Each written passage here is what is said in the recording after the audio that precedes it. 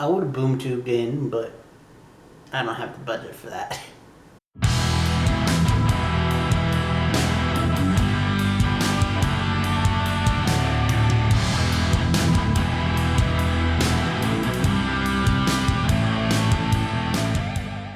Greetings, geeks and geek girls. It is me. I'm back for Young Justice. It's back.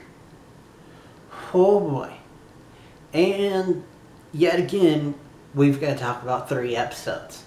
Luckily, they're doing things a little bit different this time around, where it's only at the premiere and the finale where we're doing 3 episodes. The rest will be week to week, which will definitely be good for us reviewers, because it gives us something to cover in the summer, and we can actually deep dive into single episodes and not have to summarize, which I'm about to do.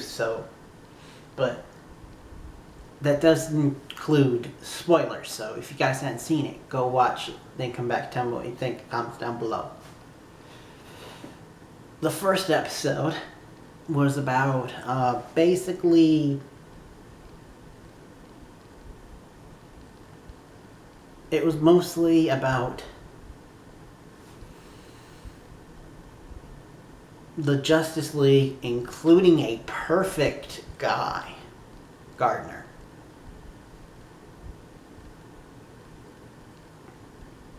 Like, going to Thanagar and then having to fight Furies. See Granny Goodness and all of her armored goodness. Then we have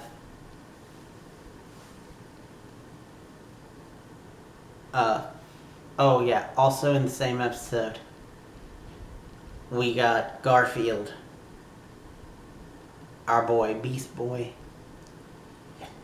getting frustrated and wanting to get back into the game and realizing that he can't be like full-on forward Granny Goodness, because she kind of owns his butt.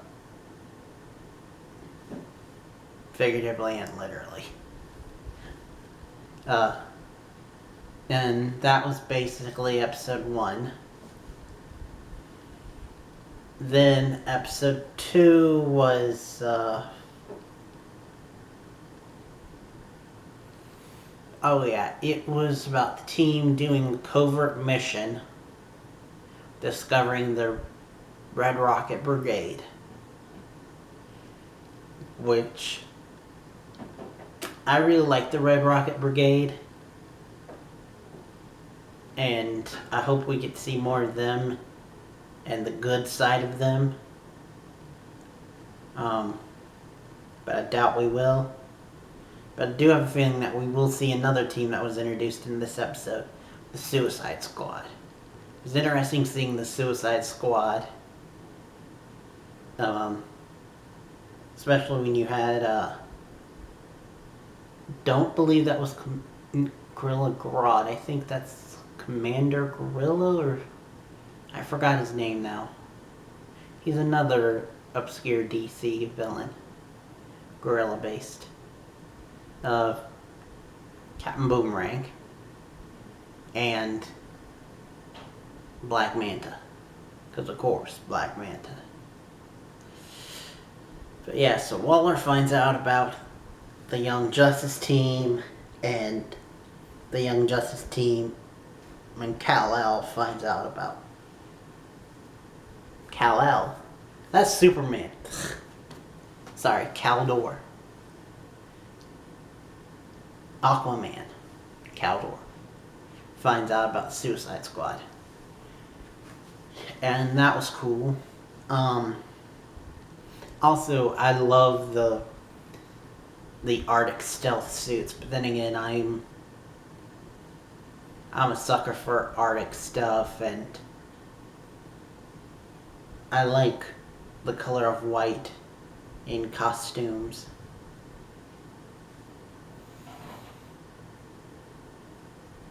But, without trying to be forever, let's move on to the final episode.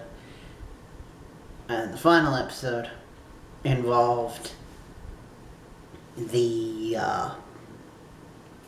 metahuman rehabilitation center thing, where we had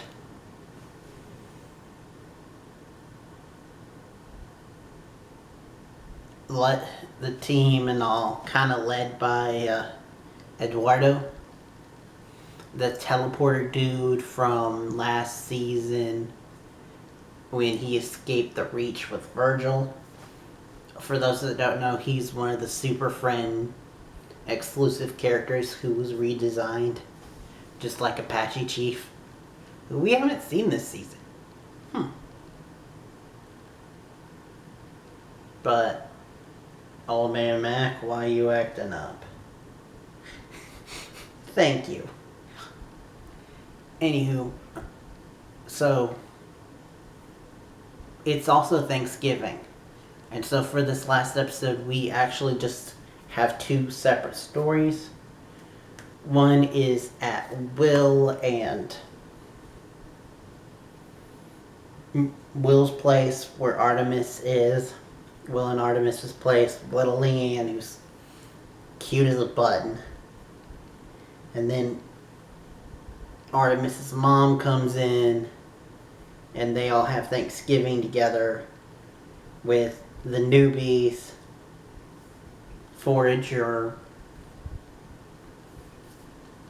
Geoforce, Terra, Halo, which, by the way, in this chunk of episodes, we also did get the revelation. They said it without saying it, that Halo is non-binary, which, good on you for representation. Cool. But anywho, their story is just basically Artemis's mom finding out that she's back as Tigress and her not liking it. And then also Dr. Chase, who's definitely not acting suspicious,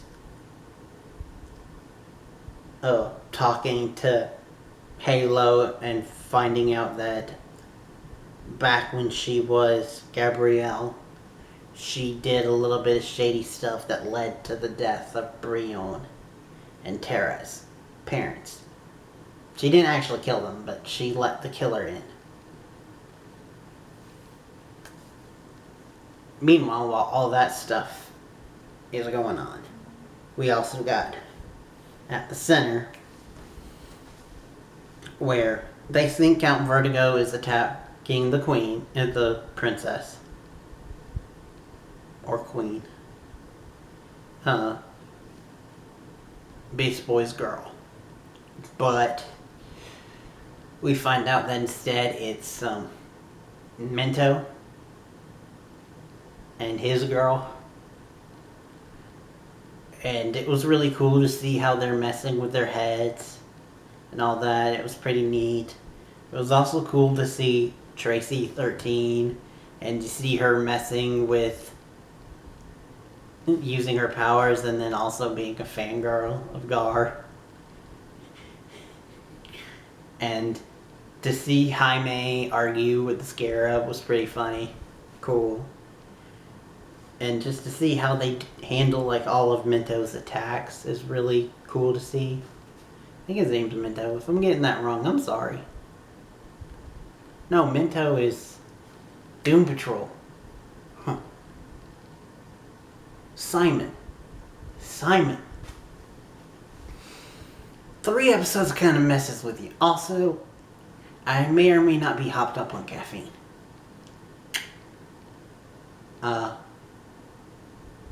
So, Simon is actually the one behind everything. And Simon, it's cool to see his powers and how they act and how they originally thought that he was Vertigo, but he's not. And then we find out that his plan was to distract them while they go and kidnap the other kids because they were originally part of his like superhero underground thing. Oh, and we also find out that Holocaust doesn't have a chip on him. He's doing it all on his own accord. Which is definitely not hinting at the Terra twist. But anyway, that was really cool. And to see everyone working together and fighting, seeing people that we really hadn't seen that much of this season fighting, like Bart, was cool. But I really like this. I've been going on for probably far too long now. Thank you guys for watching. Next time you see me will be hopefully in a few hours for Handmaid's Tale, when it premieres technically tomorrow morning. But anyway, thank you guys for watching. Until next time and beyond. I do not miss having to recap 3 episodes of one video.